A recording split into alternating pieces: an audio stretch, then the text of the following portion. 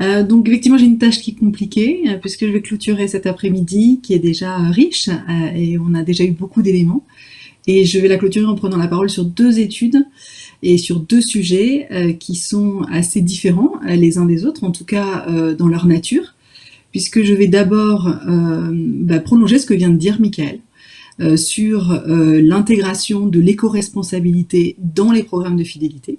Donc ça va vraiment être un prolongement de ce qui vient d'être dit dans la dernière partie de l'exposé de Michael. C'est une étude avec de la donnée, des statistiques. Et puis le deuxième élément que je vous présenterai en nature est très très différent, puisqu'il s'agira de synthétiser un texte qui n'a pas été écrit par moi, mais par des collègues de Montpellier et de La Rochelle, et qui, pour le coup, ne parle pas de fidélité, mais parle d'éco-responsabilité et interroge la figure du consommateur éco-responsable, et notamment les paradoxes que soulignait tout à l'heure Fabien, en expliquant que le consommateur n'était pas si simple à cerner que ça, et qu'il y avait souvent des différences entre ce qu'il disait et ce qu'il faisait. Donc je vais vous présenter deux choses très très différentes, et tout ça rapidement et sans perdre votre intérêt ou votre attention, ce qui est pas évident du tout en fin d'après-midi. Alors déjà, point de vue technologique, donc on va commencer par le focus marché sur les programmes de fidélité éco-responsables. Donc là, je vais aussi resituer. On est en septembre 2019 et avec mon collègue Mickaël que vous avez vu tout à l'heure, on fait travailler nos étudiants dans le cadre de cours d'études de marché sur des problématiques réelles, et on aime beaucoup travailler avec Aquitem, qui nous soumet toujours des sujets en plein cœur de l'actualité. Et l'an dernier, en septembre, Agnès nous a suggéré de les faire réfléchir, nos étudiants, au programme de fidélité éco-responsable, parce qu'effectivement, le point de départ, c'était que je vais essayer aussi, voilà, c'est que certaines enseignes s'étaient lancées plus ou moins rapidement dans des programmes de fidélité qu'on pouvait appeler un peu écolo. Alors à l'époque, on avait effectivement identifié que Beauty Success ou encore Intersport avaient des programmes de fidélité originaux où le consommateur était récompensé, non pas sur ses achats, mais sur des gestes éco-responsables qu'il pouvait mener, comme par exemple se déplacer à vélo plutôt que de venir en voiture pour Sport 2000, ou encore chez Body Shop, récompensé s'il ramenait ses propres emballages et s'il n'utilisait pas les sacs en caisse.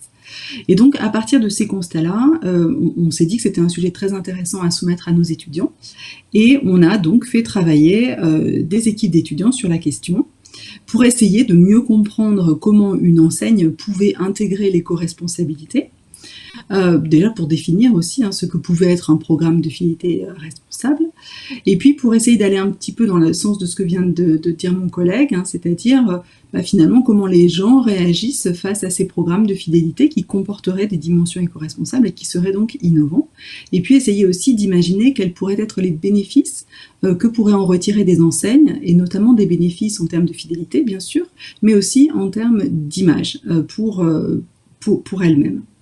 Donc c'est à partir de ces questionnements qu'on a fait travailler nos 40 étudiants en Master 1 Marketing, qui doivent tous être derrière leur écran en ce moment et que je salue. Donc cette année, ces étudiants-là sont en Master 2 et l'an dernier, ils ont très bien travaillé avec nous sur ce sujet et on les a bien entendu guidés et orientés, et c'est les résultats de leur réflexion que je vous soumets maintenant. Alors ces étudiants, d'abord, on leur a soumis ce sujet, on leur a demandé d'y réfléchir, et on leur a demandé d'interroger en qualitatif, en face à face, des consommateurs, pour essayer de mieux comprendre quels pouvaient être les leviers qu'on pouvait actionner et qui pouvaient être perçus et sur lesquels pouvait y avoir de l'affinité des consommateurs. Donc en tout, on a ici un bel échantillon de 80 personnes interrogées en face à face sur qu'est-ce que peut représenter un programme de fidélité éco-responsable, et puis on a soumis l'échantillon, ils ont soumis l'échantillon au programme de fidélité dont je vous ai parlé tout à l'heure, et pour les faire réagir, voir comment est-ce que les consommateurs percevaient tout ça et les bénéfices qu'ils pouvaient identifier. Donc cette première phase qualitative assez riche nous a permis d'identifier quelques leviers possibles. On a parlé, vous avez vu dans la conversation, on a parlé de gestes éco-responsables qui pouvaient être encouragés et félicités par des points de fidélité. On a parlé aussi de dons à des associations. Donc ce sont des éléments qui sont effectivement apparus sous forme de leviers potentiels à mobiliser dans son programme de fidélité. Et ensuite, ce que nous avons fait, c'est que nous en avons identifié un certain nombre, trois grands leviers qu'on pouvait formaliser. Et ensuite, on a fait une quasi-expérimentation auprès d'un échantillon beaucoup plus large de consommateurs, 2600 personnes, pour tester l'appétence vis-à-vis de ces différents leviers de fidélisation éco-responsable. Alors, pardon, désolé. Donc, ce qui apparaît, c'est ce que nous avons dit tout à l'heure, je vais aller très vite là-dessus, c'est que finalement, un programme de fidélité éco-responsable, il peut le devenir soit en intégrant une compensation. Donc en fait, on va responsabiliser le programme en disant que la cagnotte que l'on gagne, on n'en profite pas nous-mêmes, mais on l'offre à une association. C'est pertinent pour les consommateurs. On va voir ensuite comment ils réagissent en quantitatif là-dessus. Le deuxième levier, c'est plutôt autour des récompenses. Et donc, en fait, il faut rendre les récompenses plus responsables. Donc, il faut agir au niveau des récompenses. Donc, ici, on a identifié qu'il y avait deux grandes façons de faire. Soit on va récompenser des gestes éco-responsables, c'est ce qu'on a dit depuis tout à l'heure, c'est-à-dire je ramène mes emballages, je viens en vélo, je ramène des consignes, etc., etc. Et c'est ça qui est récompensé et non pas mes achats. Ou alors on a identifié aussi quelque chose qui était peut-être peu utilisé, mais plutôt d'essayer de flécher les récompenses autour d'achats qui eux-mêmes sont responsables. Et donc on va récompenser le consommateur qui achète plutôt bio, qui achète plutôt local, qui achète plutôt de saison. Donc c'est un fléchage qui permet la récompense. Donc tout ça nous permet d'identifier trois grands types de programmes de fidélité éco-responsables. Un programme qu'on pourrait appeler geste éco-responsable, donc on propose de récompenser sur les gestes. Un programme d'achat éco-responsable, donc on propose de récompenser les achats. Et un programme plutôt de compensation, notre cagnotte est donnée à une association. Donc ça, c'était un premier résultat qui va dans le prolongement de tout ce qu'on a vu précédemment.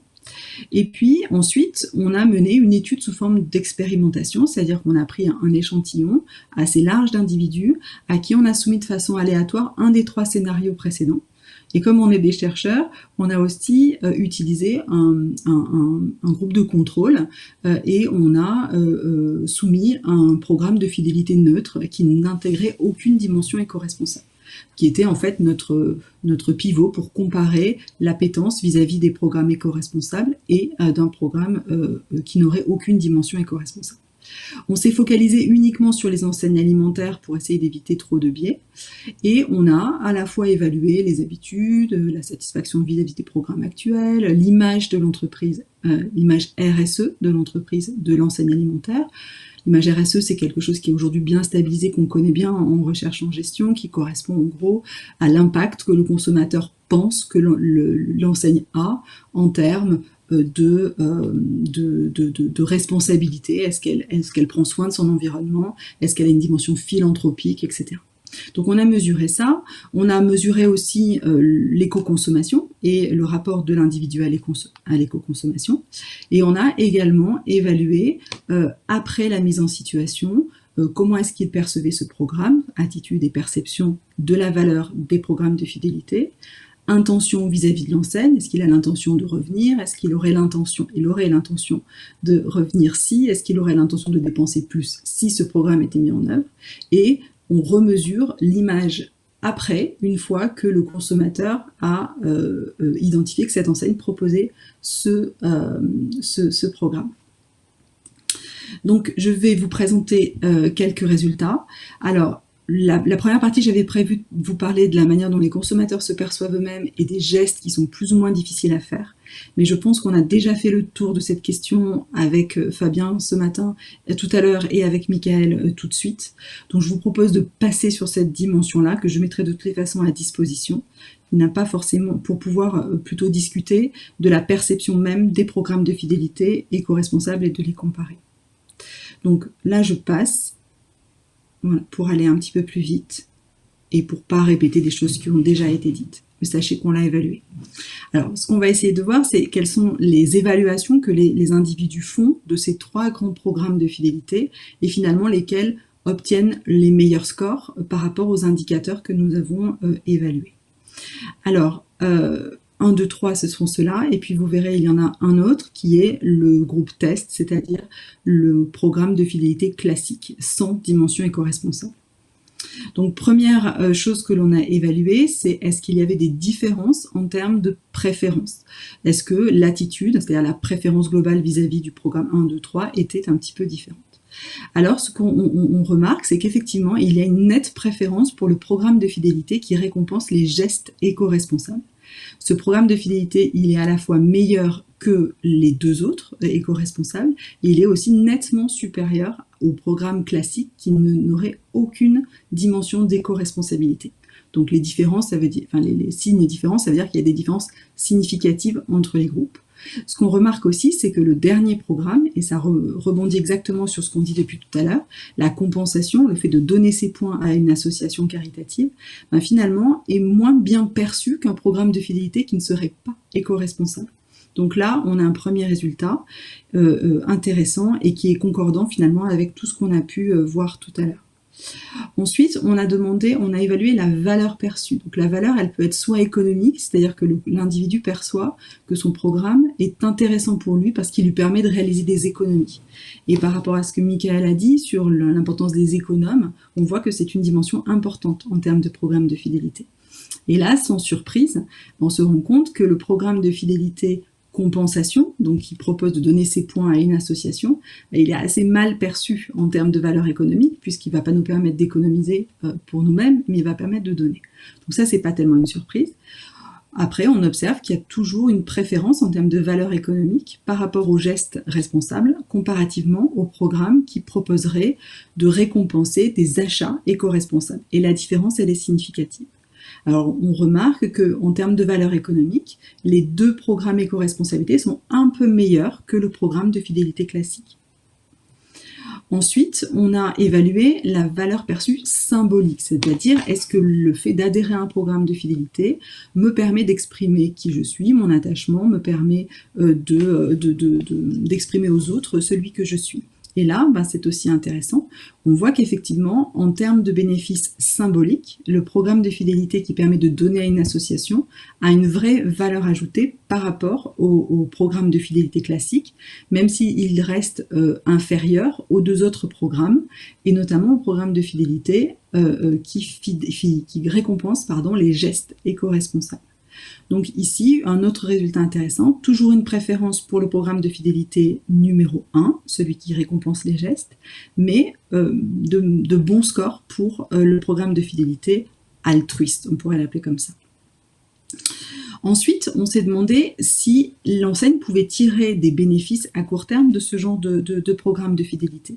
Alors ce qu'on a fait, c'est qu'on a demandé aux consommateurs, aux répondants, de se projeter. Si l'enseigne proposait ça, est-ce que vous utiliseriez davantage votre programme? Est-ce que vous iriez plus dans cette enseigne fidélité? Est-ce que vous, je l'ai dit ça, dépensez davantage dans cette enseigne fidélité aussi? Donc on a posé des questions en termes de comportement. Alors, ça comporte des limites, on en est conscient, mais c'était une façon d'évaluer l'efficacité pour l'enseigne de ce genre de programme. Donc pareil, on compare les différents programmes de fidélité et à nouveau, on remarque que le programme de fidélité numéro 1, celui qui récompense les gestes éco-responsables, serait de nature à améliorer la fidélité au programme, c'est-à-dire à faire en sorte que l'individu utilise encore plus souvent son programme de fidélité. Donc ça, c'est un résultat qui ne serait pas inintéressant, notamment pour les enseignes qui souhaiteraient maintenir un lien via le programme de fidélité et rendre le programme de fidélité actif. On remarque aussi que le programme de fidélité altruiste n'est pas mal évalué en termes de fidélité au programme. Donc ça, il est meilleur en tout cas que le programme classique. Ensuite, on a demandé si le consommateur pense qu'il achèterait plus. Et là, c'est pas inintéressant non plus de voir que c'est sur cette unique dimension que le programme de fidélité numéro 2, c'est-à-dire celui qui récompense les achats responsables, donc du bio, du local, etc. À ce moment-là, on se rend compte que c'est ce programme-là qui améliorerait la probabilité d'acheter plus dans cette enseigne. Donc ça pourrait être une sorte d'avantage différentiel de proposer un programme de fidélité qui flèche sur ce genre de programme pour stimuler la fidélité comportementale à l'enseigne. Toujours dans la même idée, est-ce que ce programme de fidélité pourrait vous amener à améliorer la fidélité à l'enseigne, vous faire adhérer davantage à cette enseigne, vous la faire préférer? Donc c'est la fidélité plus attitudinale, pour le coup, pour rebondir sur ce que disait Michael tout à l'heure. Et là aussi, on remarque que les programmes de fidélité éco-responsables sont plutôt meilleurs en termes d'intention de fidélité par rapport à un programme classique, même si le numéro 1 est toujours le plus valorisé visiblement, en tout cas celui qui pourra avoir le plus d'effet en termes de fidélité à l'enseigne. Dernier point, intéressant je pense aussi parce que ça a été moins abordé, c'est sur l'impact que pourrait avoir un programme de fidélité éco-responsable sur l'image RSE de l'enseigne. Donc l'image RSE, elle est évaluée, elle a donné lieu, enfin c'est un concept assez stabilisé chez nous en recherche, qui consiste à voir l'impact qu'a une enseigne sur son environnement. Et les chercheurs qui ont développé ce concept l'ont développé autour de deux grandes dimensions. En gros, l'image RSE, elle s'appuie à la fois sur la capacité d'une enseigne à apparaître comme étant bonne pour l'environnement et deuxièmement, à avoir une dimension philanthropique, c'est-à-dire à agir dans son écosystème auprès de ses communautés. Donc on a évalué dans quelle mesure un programme de fidélité pouvait améliorer l'image sur ces deux dimensions-là. Donc premièrement, la dimension respect de l'environnement, donc dans quelle mesure un programme de fidélité éco-responsable peut améliorer l'image que j'ai de l'enseigne en termes de respect de l'environnement. Et là on voit que vous voyez la comparaison cette fois-ci entre le programme actuel et sa contribution lorsque l'entreprise a son programme actuel. L'image RSE sur cette dimension est environ à 4, 4,3, 4,2 au départ. Lorsqu'on introduit un programme de fidélité éco-responsable, on note un gain de plus d'un point, quasiment partout, sur cette dimension de respect de l'environnement. Donc si le programme de fidélité éco-responsable est mis en place, on note que ça améliore l'image de l'enseigne et qu'on la trouve plus respectueuse de l'environnement. Et ça, c'est valable pour les trois programmes, gestes, achats ou compensation. Enfin, concernant la deuxième dimension de l'image, est-ce qu'elle peut avoir une image philanthropique? Eh bien, on voit là aussi que le programme de fidélité numéro 3, c'est-à-dire celui qui va nous permettre de financer des associations, eh bien lui, il va vraiment permettre d'améliorer la performance en termes d'image philanthropique du détaillant. Et ce qui peut paraître très intéressant, si je rebondis sur ce que disait précédemment Fabien Durif, puisqu'il nous expliquait que lui-même a montré que lorsque les individus perçoivent que l'entreprise a une image philanthropique, à ce moment-là, la fidélité est plus importante. Donc on peut se dire que le programme de fidélité éco-responsable, en tout cas la dimension altruiste, peut permettre d'améliorer l'image de l'entreprise sur cette dimension-là et la rendre plus positive dans son environnement et plus à même de contribuer favorablement à son écosystème. Donc ça, c'est un résultat de cette étude menée avec nos étudiants.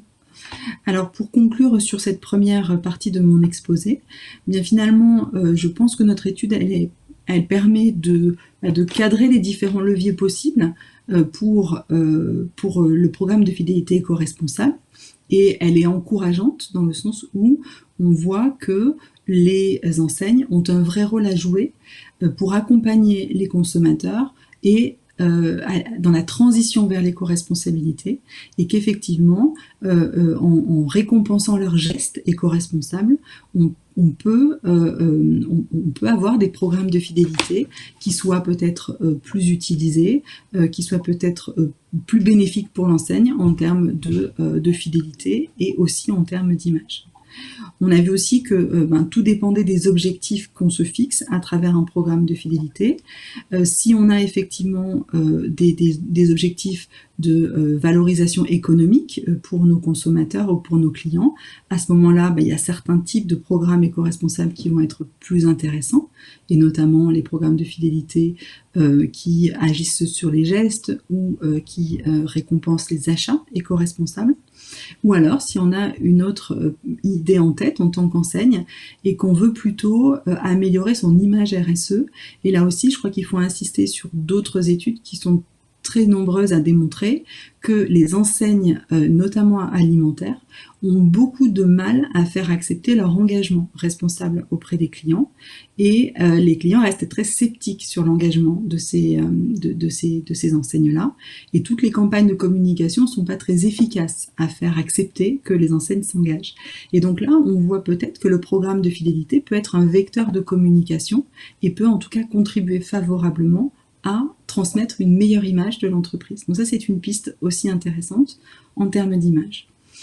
Et puis, je terminerai là-dessus pour dire qu'effectivement, les programmes qui récompensent par des dons à des associations, certes, ils ne sont pas très intéressants en termes de programmes de fidélité, c'est pas peut-être eux qui vont améliorer la fidélité à l'enseigne, mais par contre, ils peuvent avoir un intérêt fort en termes d'image sur la dimension philanthropique. Voilà ce que je peux dire sur cette première étude. Je vois qu'Agnès est avec moi. Est-ce que tu veux faire la transition vers la deuxième, ou est-ce que tu veux qu'on... Non, je pense qu'on prendra peut-être les questions à la fin parce qu'elles se complètent bien, donc je pense que c'est intéressant que tu puisses présenter la suivante. Voilà, je suis allée vite, j'espère que j'ai pas perdu tout le monde, mais c'est très difficile d'imaginer comment sont les gens derrière leur écran. Donc voilà, c'était une première étude plutôt descriptive sur des programmes de fidélité et qui faisait écho à tout ce qu'on a vu tout à l'heure. Voilà. Alors après, comme je vous l'ai annoncé tout à l'heure, on va parler d'un tout autre sujet. On va toujours parler d'éco-responsabilité, mais moins de fidélisation. Donc, on m'a confié la lourde tâche de synthétiser un article qui n'est pas de moi et de le faire de façon rapide, alors qu'il y a effectivement et évidemment beaucoup de précautions qui sont prises par les auteurs pour démontrer le bien fondé de leur démarche. Donc je vais aller beaucoup plus vite que je devrais le faire, et puis je vais prendre la parole sur quelque chose que je n'ai pas fait moi-même, donc j'espère que je le ferai correctement. Alors il s'agit ici de plutôt aborder une question très intéressante au demeurant, mais très différente de la précédente, qui est la figure du consommateur et du consommateur éco-responsable, et de ce consommateur qu'on pourrait juger trop parfait. Alors le texte d'origine, et vous pouvez le trouver, il date de 2018, donc là aussi on est sur une période pré-Covid. Il est de Jeanne Lallemand et de Gilles Serret-Delanoz, et son titre c'est « Mieux comprendre l'image du consommateur responsable, de la personne idéale aux stéréotypes négatifs ». Donc ici, on ne va pas parler de fidélité, mais uniquement de consommation socialement responsable. Alors, pour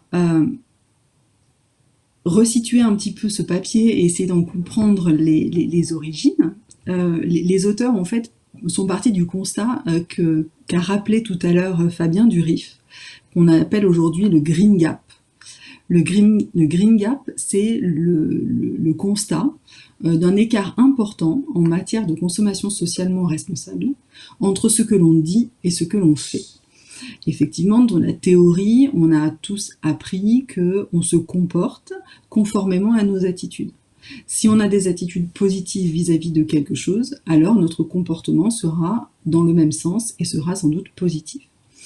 Or, en matière de consommation socialement responsable, toutes les études montrent bien que le consommateur est très engagé, il a envie, il fait pression, c'est le terme qui a été utilisé tout à l'heure, sur les entreprises pour plus de consommation socialement responsable, mais en même temps, les comportements sont assez éloignés en réalité de ces attitudes-là. Donc ça, c'est le Green Gap. Très fréquent, c'est pas uniquement dans le domaine de la consommation responsable, mais très fortement on l'observe ici. Alors effectivement, ce Green Gap, il est facile à justifier a posteriori, et quand on creuse un petit peu la question, les individus nous répondent que si ils font pas ce qu'ils disent, ou en tout cas s'il y a cet écart, c'est au moins pour deux grandes raisons. D'abord parce qu'ils n'ont pas les moyens, c'est le frein monétaire. Oui, j'apprécie le bio, mais non, j'achète pas parce que c'est trop cher, ça c'est assez classique. Et puis le deuxième frein, c'est de justifier, en disant je savais pas, j'ai pas assez d'informations.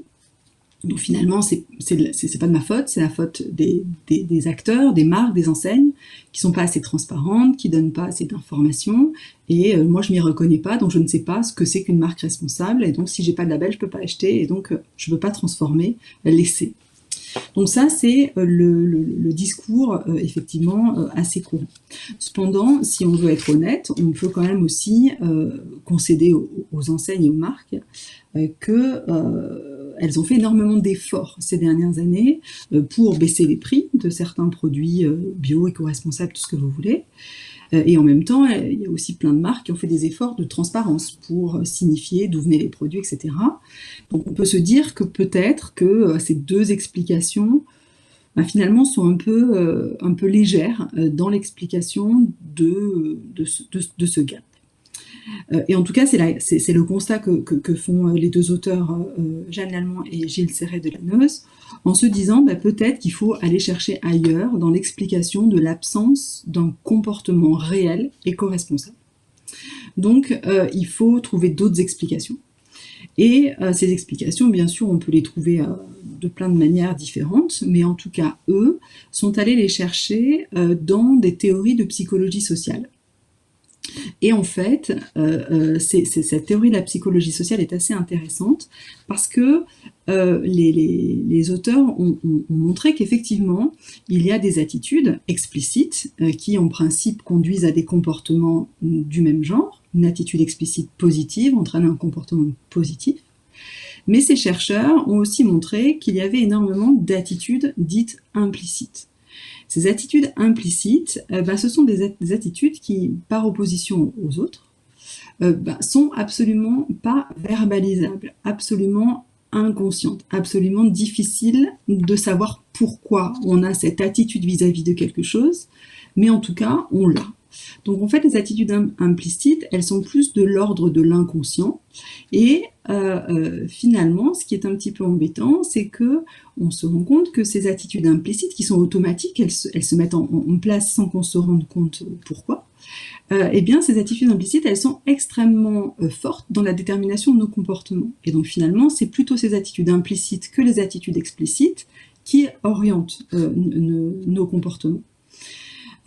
Alors, du coup, ça voudrait dire que peut-être que s'il n'y a pas de comportement socialement responsable, c'est lié à des attitudes implicites qui seraient peut-être différentes ou négatives. Et en creusant un petit peu, on peut expliquer effectivement que ces attitudes implicites, elles sont beaucoup plus marquées par le sceau des groupes sociaux, des normes sociales. Et notamment de tout ce qu'on pourrait appeler les stéréotypes. On se rend compte qu'en fait, l'attitude implicite qu'on a vis-à-vis de quelque chose, c'est quelque chose qu'on n'arrive pas à expliquer, mais qui est très fort en nous, une sorte de feeling qu'on a vis-à-vis de quelque chose. Finalement, c'est beaucoup lié à ce que les autres aussi partagent dans notre groupe social ou dans notre groupe de référence ou dans notre groupe culturel. Donc finalement, ces attitudes implicites sont très soumises à ce qu'on appelle généralement des stéréotypes. Et ces stéréotypes-là, ils sont très importants et on le sait parce que lorsque on achète quelque chose, c'est ce que disait Jean-François dans sa présentation, eh bien, on le fait beaucoup en fonction de la cohérence de l'image qu'on a de nous-mêmes par rapport à ce que l'image de cet objet renvoie socialement, notamment. Et donc, on sait aussi que pour acheter des produits ou des services, on a besoin de s'identifier à l'image du modèle social qui est véhiculé par ce produit ou par ce service. Et en général, il est plus logique de penser qu'on a besoin de modèles sociaux qui sont positifs pour pouvoir faciliter et déclencher des comportements. Donc c'est sur la base de ces constats-là, de ces concepts-là, que les auteurs sont allés chercher d'autres explications de frein en fait à la consommation socialement responsable. Et finalement, ce qu'ils sont allés explorer, c'est une autre question, c'est de se dire, finalement, est-ce que s'il y a une faiblesse de la consommation responsable, est-ce que ce ne serait pas dû au fait que le consommateur socialement responsable est associé à un modèle social qui serait peut-être pas si positif qu'on peut le penser et qui serait peut-être associé à des stéréotypes négatifs. Donc c'est dans cette direction-là qu'ils sont allés chercher pour apporter un éclairage sur la consommation socialement responsable et le fait qu'elle ne soit pas si importante que ça. Alors je passe très vite sur leur étude qui est pourtant très intéressante, mais qui est une étude pour arriver à cette démonstration, une étude plutôt qualitative, menée auprès d'un échantillon réduit de 35 personnes assez hétérogènes, et puis pour essayer justement de faire verbaliser ces attitudes implicites qui, comme je vous l'ai dit tout à l'heure, ne sont pas verbalisables, puisqu'elles sont du domaine de l'inconscient. Ils ont utilisé des techniques, notamment la technique des métaphores, pour faciliter l'émergence de ces attitudes-là, qui aident à révéler l'arrière-plan des non-dits et des significations. Donc je passe sur la méthode pour arriver directement au résultat, qui là aussi je le fais très rapidement. Que nous apprend cette étude? Quels sont les grands enseignements qu'on peut en tirer? Alors ils sont de 3 ordres, donc je vais les résumer très rapidement. Le premier résultat de leur étude, en interrogeant ces consommateurs sur le consommateur socialement responsable, c'est premièrement qu'effectivement, il y a, comme comme l'ont démontré d'autres études, la consommation socialement responsable, dans ses attitudes explicites, est associée à des choses qui sont très positives. Donc le consommateur socialement responsable, en surface, quand on fait verbaliser, c'est quelqu'un qui est altruiste, qui a de la morale, qui fait le bien, donc c'est plutôt des choses très positives. Mais en fait, ce que nous expliquent les auteurs, c'est qu'en même temps, c'est aussi un consommateur qui est souvent tellement positif qu'il en devient trop parfait. Donc c'est aussi un consommateur qui est associé à un modèle inatteignable, finalement. Donc ça, c'est la première conclusion de l'étude, c'est oui, les attitudes explicites sont positives, mais elles le sont peut-être tellement qu'il est difficile de s'identifier à.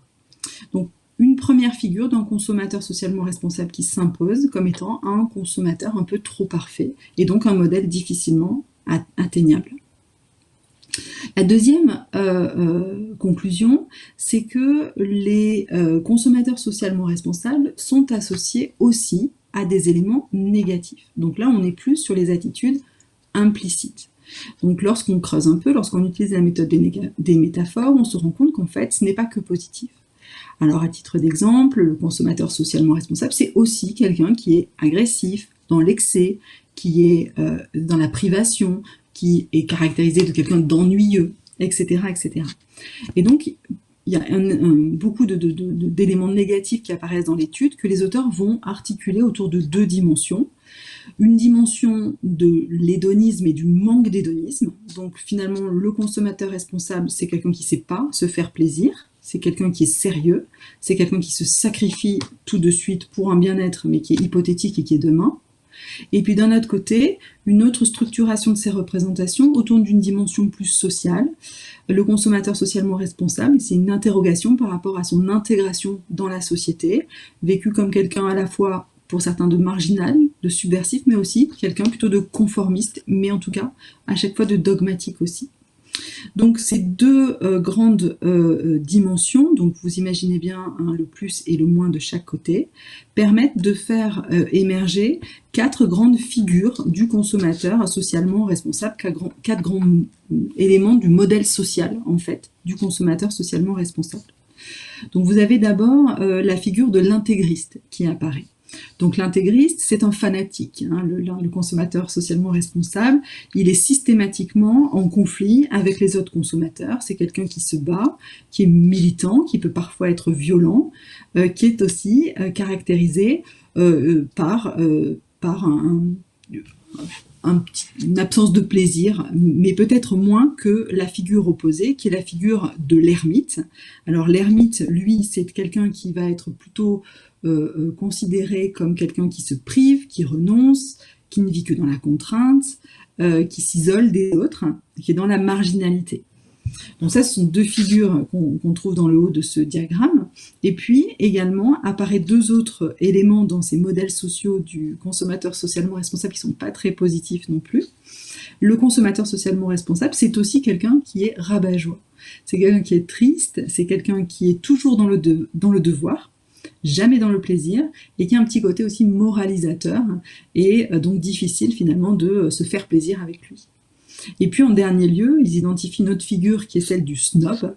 Alors celui-là, on le connaît bien, c'est le fameux bobo parisien, le bobo écolo parisien, qui, lui, pour le coup, on n'est pas tellement caractérisé par un défaut de plaisir, mais qui est vraiment vu comme quelqu'un de très moutonnier, conformiste, soumis à l'influence sociale et à l'influence médiatique.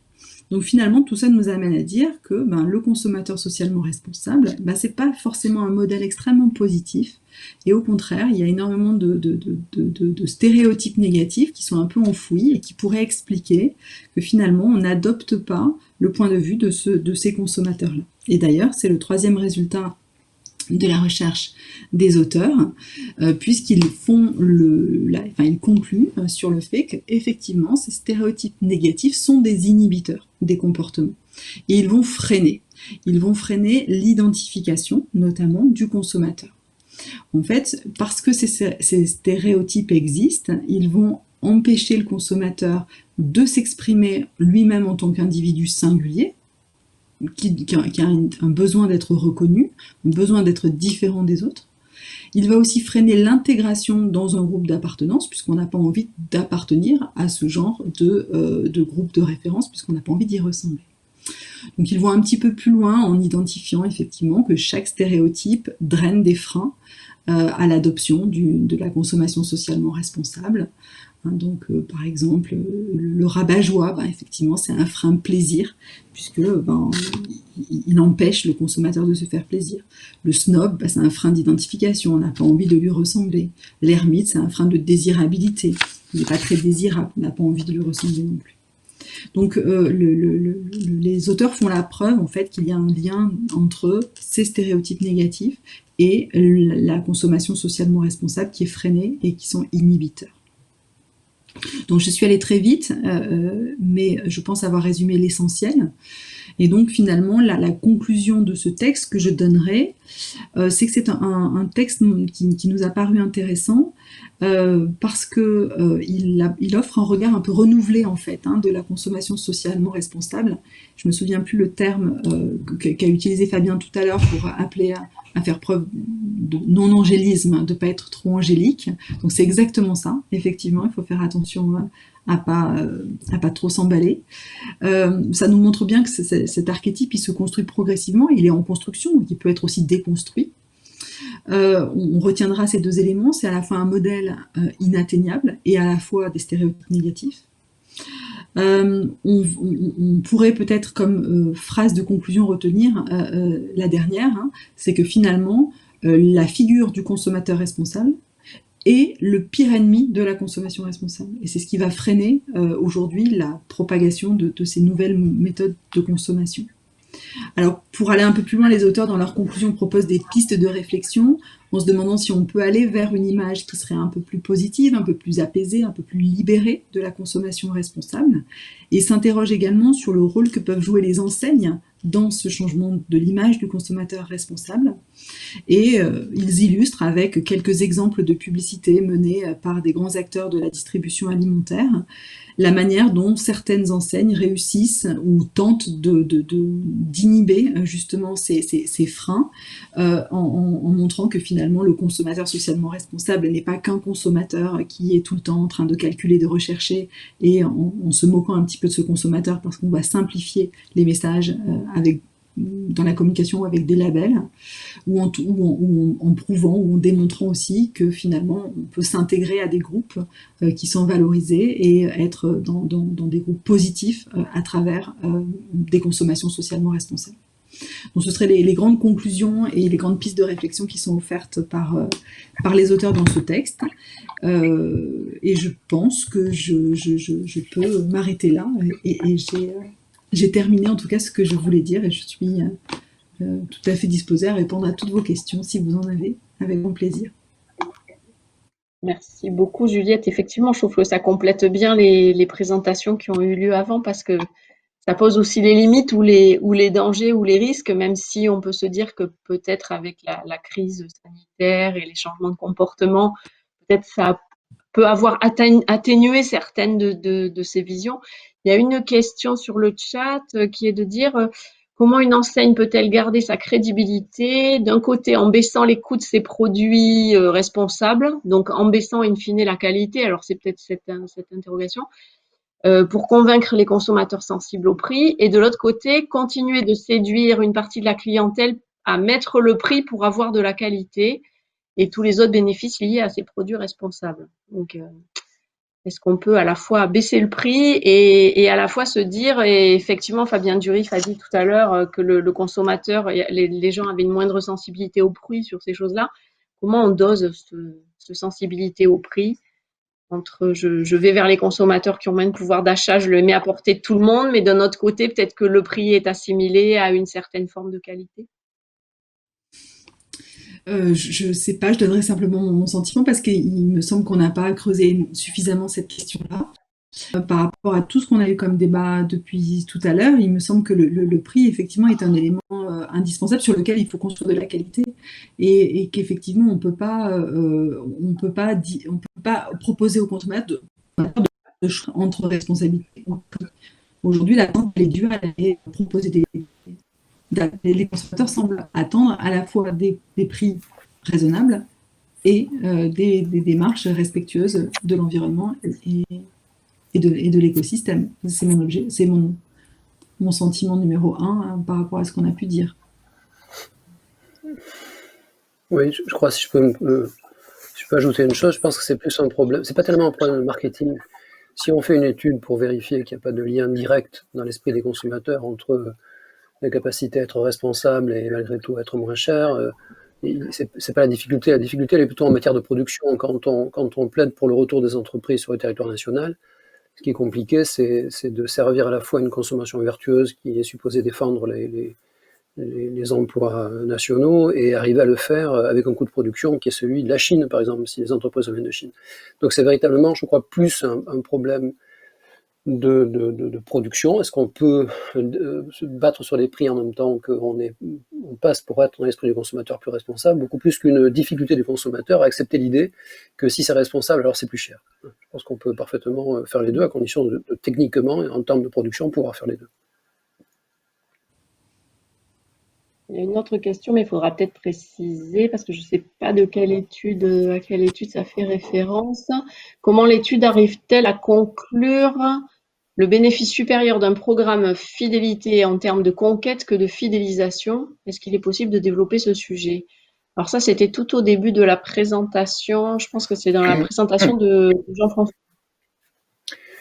Alors ça, c'est une très très bonne question. Dans l'étude, en fait, le déficit éventuel d'un programme de fidélité, c'est plus facile, puisque quand les gens ont des cartes, on suit les comportements effectifs. Alors après, tout dépend, encore une fois, de la définition que l'on donne à la fidélité. On sait très bien que la fidélité a une double définition, comportementale et attitudinale. En d'autres termes, la fidélité, c'est pas seulement la répétition du geste d'achat favorable à une marque, c'est aussi une répétition de ce geste sous-tendu par de l'affect, c'est-à-dire la volonté de le faire et des raisons de le faire, notamment des raisons affectives. Mais si on se débarrasse de la seconde considération, parce qu'à l'origine, c'est vrai que la fidélité était mesurée uniquement d'un point de vue comportemental. C'est facile de savoir si, depuis que les gens ont une carte, on voit plus de fréquences, plus de montants, parce qu'on voit par exemple un lien entre l'ambiance et la durée de visite en magasin. Bon, donc ça c'est mesurable.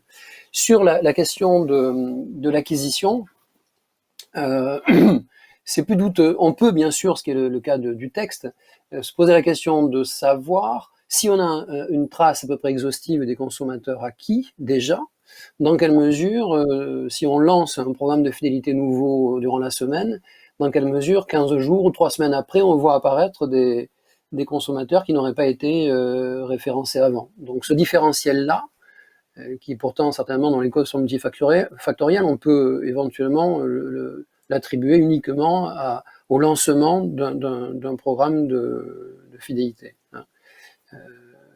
Mais c'est vrai que dans les deux cas, on voit bien en fait on peut toujours faire ces calculs, mais il faut les faire du reste. Mais c'est vrai que deux entreprises qui pourraient essayer de mesurer ces mêmes vertus au lancement d'une carte pourraient ne pas avoir les mêmes chiffres pour une même réalité si elles retiennent dans leur définition des méthodes ou des procédures de comptage qui sont différentes. Il faut s'arrêter sur des mesures qui donnent l'impression, aux yeux de ceux qui prennent ces décisions, qu'elles ont du sens, à la fois en termes de conquête de clients supplémentaires et de fidélité. Je le redis, sur la fidélité, c'est plus facile. La conquête, ça veut dire qu'il faut disposer d'une base de consommateurs avant le programme et pouvoir la comparer à la base de consommateurs qu'on a après le programme.